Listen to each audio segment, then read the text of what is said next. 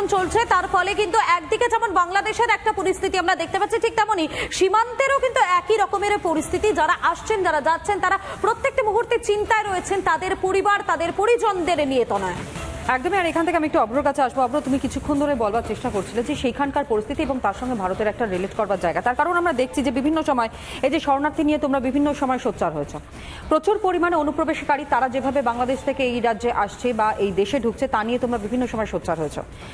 এমনটাও আমরা শুনেছি হিমন্ত বিশ্ব শর্মা, অসমের মুখ্যমন্ত্রী, তিনি উদ্বেগ প্রকাশ করেছেন যে অসম, ঝাড়খণ্ড এবং একই সঙ্গে যা বাংলার অবস্থা হয়েছে তাতে একটা যে জনবিন্যাসের জায়গা বা চরিত্র সেটার নাকি পরিবর্তন হচ্ছে। বাংলাদেশের যা ঘটনা ঘটছে তার ইম্প্যাক্ট কি ভারতে পড়বে, বা বাইরে থেকে কোনো বিদেশি শক্তি তারা কি কোনোভাবে প্রভোগ করবার চেষ্টা করছে গোটা বিষয়টাকে? দেখুন, আমি আলোকপাত করতে চাই, রিসেন্টলি একটা MOU সাইন হয়েছে কিন্তু বাংলাদেশ সরকার এবং ভারত সরকারের মধ্যে। 22শে জুন 2024 এই MOUটা সাইন হয়েছে। এর ফলে আগরতলা আখাউড়া একটা রেল লিঙ্ক তৈরি হবে। আমাদের নর্থ ইস্টার্ন যে স্টেটসগুলো আছে তার সঙ্গে কানেক্টিভিটি বেটার হবে। এর আগে শিলিগুড়ি বায়া নর্থ ইস্ট পৌঁছাতে কিন্তু প্রায় 31 ঘন্টার ওপরে লেগে যেত রেলপথে। এই রেল লিঙ্কটা যখন কার্যকারী হবে এই MOUর ফলে, সেই সময়টা কিন্তু কমে 10 ঘন্টায় নেমে আসবে। এবার আপনারা ভাবুন, এটা খালি কিন্তু কুইক প্রো, খালি আমরা নিচ্ছি তা নয়, আমরা তার বদলে বাংলাদেশকে দিচ্ছি নেপাল এবং ভুটানের সঙ্গে আমাদের রেলপথ ব্যবহার করে ডিরেক্ট করিডর, যার ফলে কিন্তু বাংলাদেশও অত্যন্ত উপকৃত হবে। আপনাদের এবার বুঝতে হবে যে চায়নার এখানে কোথায় ইন্টারেস্টটা রয়েছে। আপনারা অলরেডি জানেন চায়না কিন্তু আমাদের সঙ্গে বর্ডার ডিসপিউটে বারংবার জড়িয়েছে নর্থ ইস্টার্ন স্টেটসে। এবার সেখানে দাঁড়িয়ে আমাদের যদি এই ট্রাভেল টাইমটা কমে যায়, 31 ঘন্টা ব্যাকআপের জন্য লাগতো আগে, এরপরে 10 ঘন্টায় ব্যাকআপ আর্মি বা আমাদের ফোর্সেস কিন্তু পৌঁছে যেতে পারবে কোনো ধরনের প্রবলেমে। সেখানে চায়নার কিন্তু হাতে ঘা লাগছে, চায়নার ইন্টারেস্টে ঘা লাগছে। আরেকটা জিনিস আপনারা গতকাল থেকে একদম ঠিক পয়েন্ট আউট করছেন, সেন্ট মার্টিনস আইল্যান্ড যেটা কক্সেস বাজারে কিন্তু রয়েছে, এই সেন্ট মার্টিনসে ওদের কাছে খুব স্ট্র্যাটেজিক পয়েন্ট। কারণ এই মুহূর্তে দাঁড়িয়ে পুরো বিশ্বের 33% বাণিজ্যিক আদান প্রদান বায়া জলপথ এই বে অফ বেঙ্গল দিয়ে হয়। ওরা যদি এই পোর্টটাকে কন্ট্রোলে নিয়ে নিতে পারে তাহলে কিন্তু আমাদেরকেও বাগে আনতে পারবে এবং বাংলাদেশেরও সার্বভৌমত্বে একটা বড় আঘাত আনতে পারবে। এই জায়গা থেকে আমি রাজা গোপাল বাবুর কাছে আসব। জায়গা থেকে আপনাকে আরেকটা জিনিস বলে দিই, আরেকটা জিনিস বলে দিই। চায়না এক মিনিট আপনি যে বিষয়টা বললেন সেটাই তো তোমার এই যে সেন্ট মার্টিন দ্বীপ, সেই সেন্ট মার্টিন দ্বীপ বর্তমানে কোথায় অবস্থিত?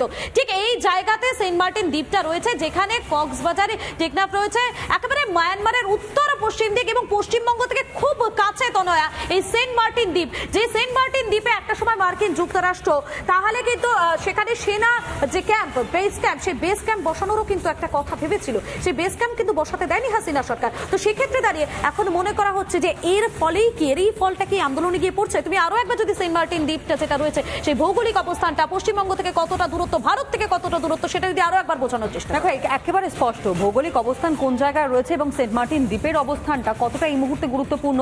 অর্থাৎ একদিকে আগ্রাসী চীন, অন্যদিকে আমেরিকা যুক্তরাষ্ট্র, তারা কিন্তু চাইছে যে করেই হোক না কেন ভারতের উপর একটা নজরদারি কায়েম করতে।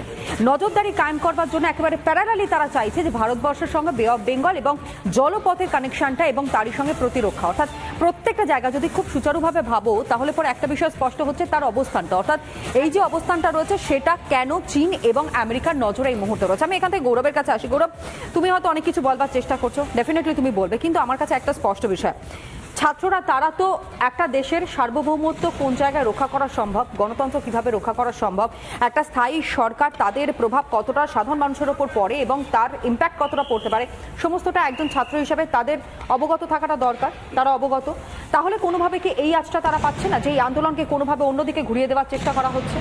দেখুন, এখানে বিষয়টা তো শুধুমাত্র এই কোটা সংস্কারের দাবির আন্দোলন নয়, এর সঙ্গে অনেকগুলো বিষয় যুক্ত হয়ে আছে, সেগুলোকেও দেখতে হবে। বাংলাদেশের আজকের এই পরিস্থিতি যেটা আমরা মনে করছি সেটা হচ্ছে যে বারুদের স্তূপ তৈরি ছিল, শুধুমাত্র এই কোটা সংস্কারটা একটা আগুনের ফুলকির মতো। এখন বারুদটা কোথা থেকে এলো? ব্লগার হত্যা, গুম খুন, সোশ্যাল মিডিয়া আইন, মুক্ত চিন্তার মানুষদের কন্টিনিউয়াস গ্রেপ্তারি করা, নানা রকম জনস্বার্থ বিরোধী একটার পর একটা আওয়ামী লীগ কিন্তু আওয়ামী সরকার কিন্তু তারা নিয়েছে। শুধু তাই না, ক্যাম্পাসগুলোতে হল সন্ত্রাস, ক্যাম্পাস সন্ত্রাস, যারা বিভিন্ন গ্রামাঞ্চল থেকে আসে তাদেরকে হল রুমে ডেকে নিয়ে গিয়ে বা গেস্ট রুমে ডেকে নিয়ে গিয়ে সেখানকার ছাত্র লীগের নেতারা এমনকি ছেলে মেয়ে নির্বিশেষে যেভাবে তাদের উপর টর্চার করে মানসিক এবং শারীরিকভাবে, তার বিরুদ্ধে কিন্তু ক্যাম্পাসে ছাত্ররা ক্ষুব্ধ ছিল। আজকে এই বিষয়টা আজকে একটা নতুন জায়গায় নিয়ে এসেছে। এখানে আপনারা বারবার করে বলছেন এক্ষেত্রে তো ছাত্রদেরকে তাহলে ব্যবহার করা হচ্ছে। ছাত্ররা ব্যবহার করবে, ছাত্র অলরেডি ব্যবহৃত হয়েছে।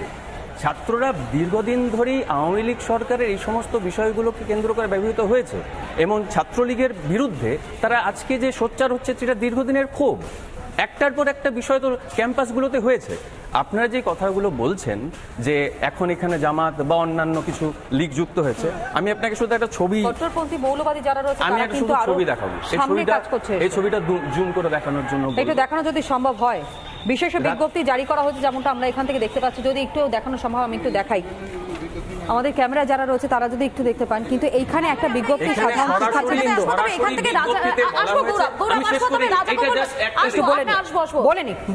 জাস্ট শেষ করে নিই।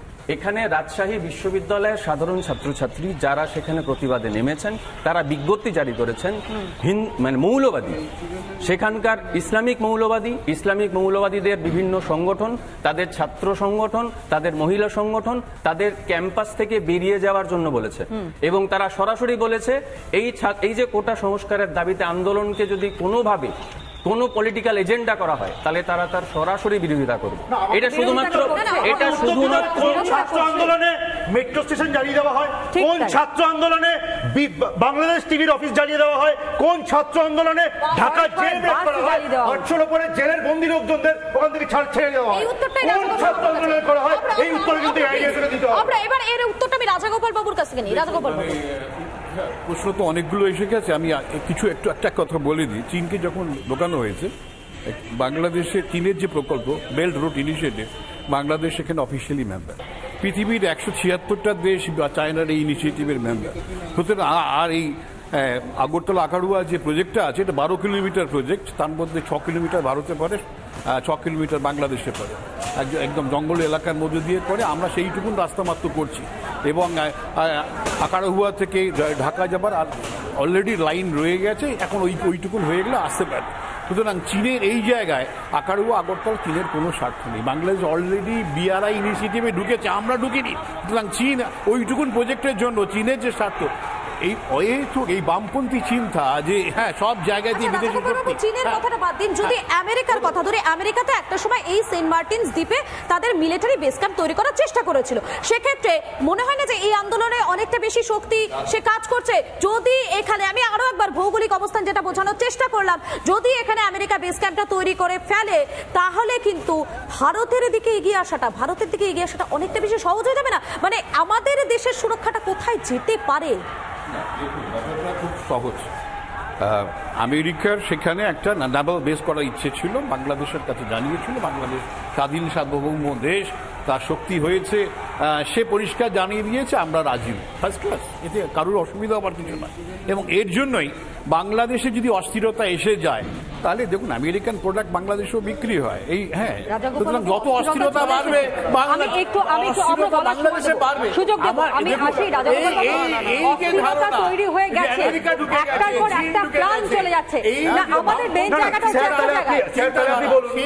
তাহলে আপনি বলুন যুক্তিটা কোথায়? ভারতীয় পণ্য বর্জন করতে হবে, ভারত বিরোধী স্লোগান উঠছে, এটার যুক্তিটা কোথায় আমাকে বোঝান।